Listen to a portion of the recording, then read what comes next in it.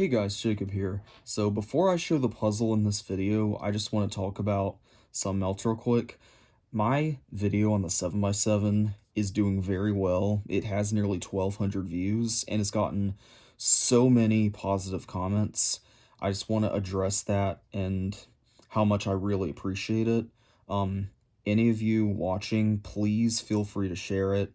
I'm trying to get this design out there because I want it mass produced. And like I said in that video, I'm not really trying to monopolize it.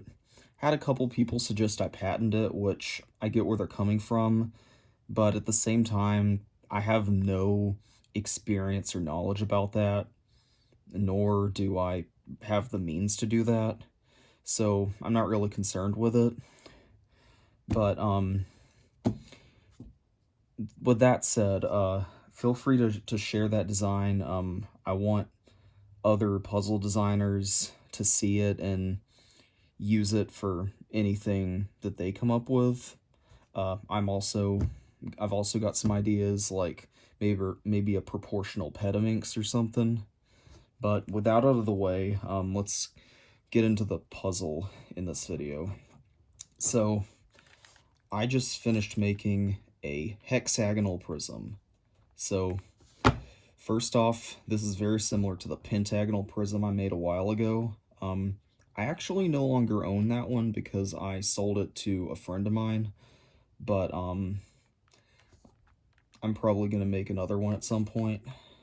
But here it is.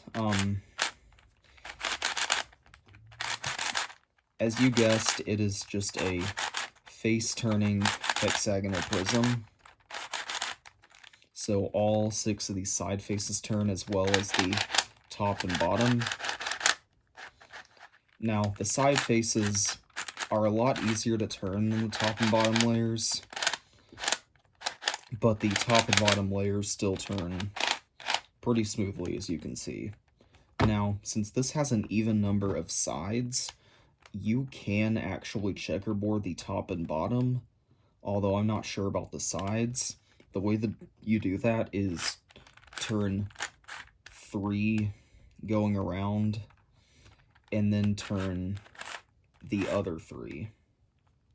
Now, that creates a checkerboard on the top and bottom, as well as this cool stripe pattern around the sides. Now, if you turn the top and bottom layer, I don't know, it doesn't really make any sort of pattern, but I'm not really sure. Not really sure how you would checkerboard the whole thing, if it even is possible. But yeah. Now, as you can see, the turning of this puzzle is pretty smooth overall. And now I'm going to show you some of the pieces. So this is what the inside looks like. I used a custom designed 3D printed core because I don't have a spare core that would fit this puzzle, because this uses a special type of, it requires a special type of core that I didn't have. But it actually uses a kind of a hockey puck as the core. And here's a corner. You got 12 of these. And then you got 2 types of edges. You got these hexagon to square edges, and then these square to square edges. This one is symmetrical. It can be flipped in place, but this one cannot be flipped in place.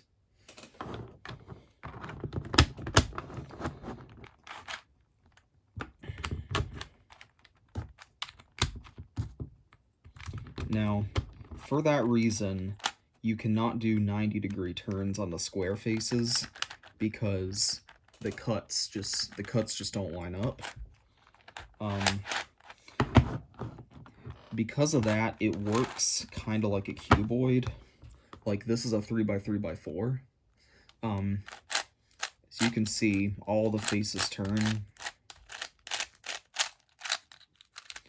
However, if you do a 90-degree rotation on a rectangular face, it actually doesn't turn, because these cuts don't line up. So because of that, it's solved more like a cuboid than a 3x3. And for that reason, these edges going around the equator can only be swapped with each other. So you can't put one on the top layer, for example, because it just doesn't fit. Now, I have no idea how to solve this. The farthest I can get is the bottom 2 layers.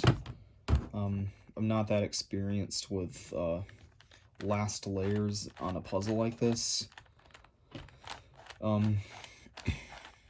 But if you have any ideas of how to solve it, then great.